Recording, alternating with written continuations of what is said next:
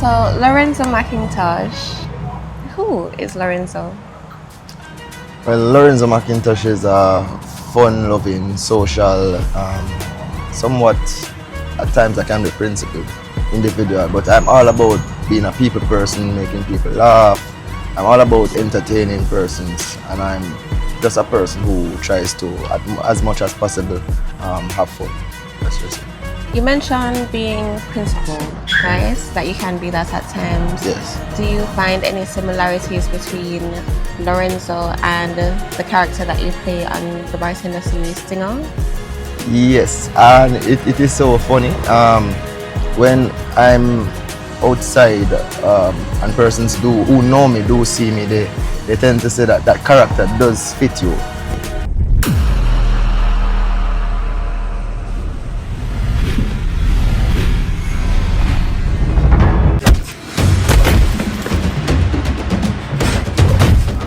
Because growing up, I grew up in a principled home, and then I joined the military, and then somewhat people say, hey, it just suits you, it just fits you, and I have to be appreciative of the role that I was given, because as much as in the acting world you want to be versatile, but once people see something that suits your character, it's like it's a blending time type of thing. So I get the militants vibe, energy from you, but I didn't know that you were in the military. Walk me through that. When did you first join? Like how long you served? Yes, well, I've been in the military since January of 2012. So over 13 years in the military. Yes, I'm also a recruit training instructor, physical training instructor. I don't want to see no tears. No signs of weakness. That's it. We are ready for it. So all those things require some type of, principles and standard when it comes to certain stuff. And you'd say that your experience in the military helps you a lot in preparing for that role, Stinger. Yes, it does, because with the whole militance of the character Stinger, and following rules and following certain patterns of how to do his job. Stand down, soldier.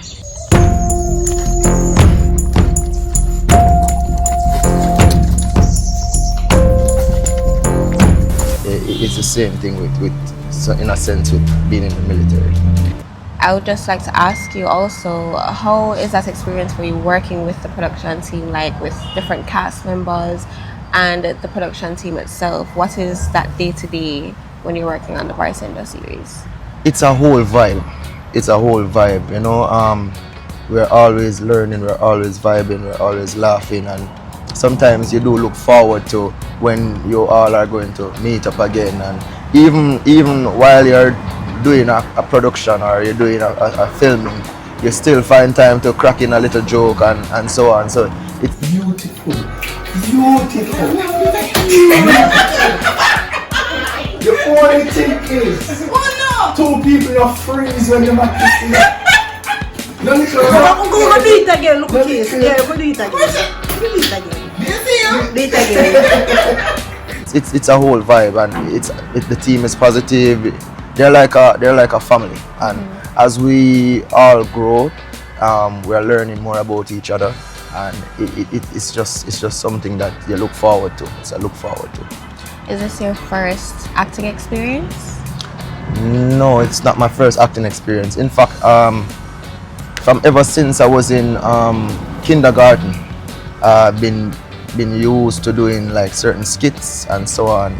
I remember way back when my school brought me to do the Kingston Parish thing, and I remember I came on as the character Z, and we were talking about letters of the alphabet, and the line was very short, but that's how everything started, because I came on and the last one in was Z, and all I had to do was come in and say Z, and that was it.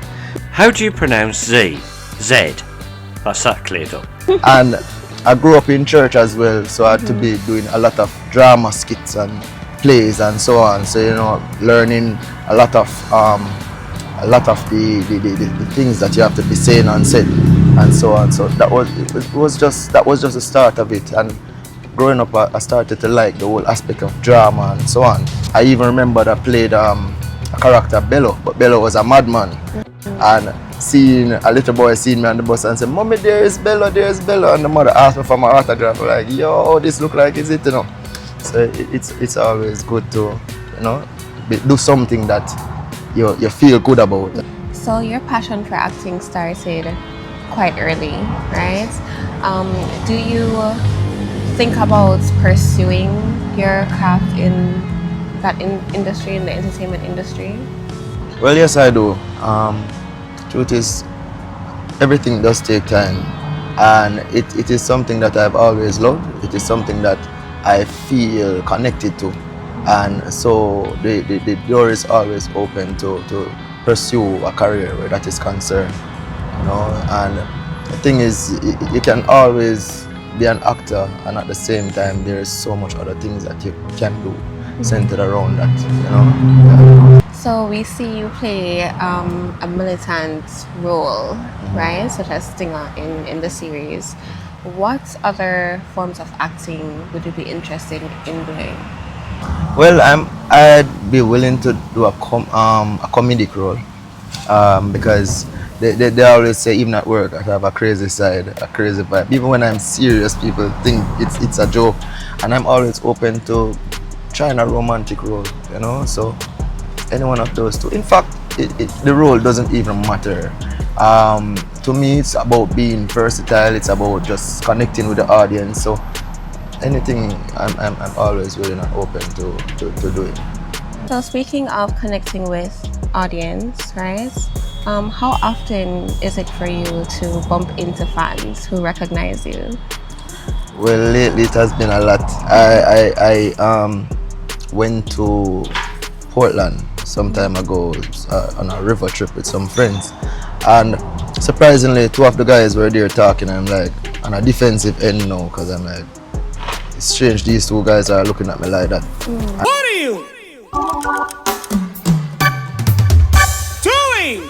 And one of them was walking, come over, so I took up a defensive stand, and he was like, "You know what, I wanted to ask you, you're that character in Bartender series, Stinger." I'm like, "Yes." I'm like, "So where's Pearl?" I'm like, "Oh God." And even last night I was purchasing food, and this guy, I knew him from back then. He's an ex-soldier, and like he said to me, "I'm watching you, you know." I'm like, "What do you mean you're watching me?" He's like, "Yeah, I watch Bartender series, and I'm one of the biggest fans, you know. I'm one of your biggest fans on there."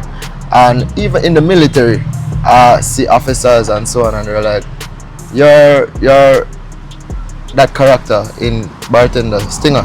Like, "Yes." I'm like, I watch you. You do your role very well. So, you know, it gives that boost, you know, and you feel good about that, and people seeing you and so on. Even ladies see me and like, Stinger. I can't imagine. Stinger, my baby. I'm like, okay. You know, so it's a good feeling, you know. Speaking of playing romantic roles, if you think this is a little too private, but what is your romantic life like? Do you have children? Are you married? Or what is that like?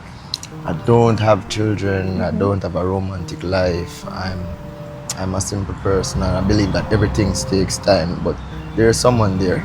Yes, there is someone there, and you know, it's just for persons to be very understanding, and I'm that type of person who I try to be very understanding. So I'd expect people to be understanding of me and what I'm about, because as I said, there are certain principles that are laid out, you know, and people need to understand that your role does not define exactly who you are, but if you connect with certain aspects of it, then that's fine.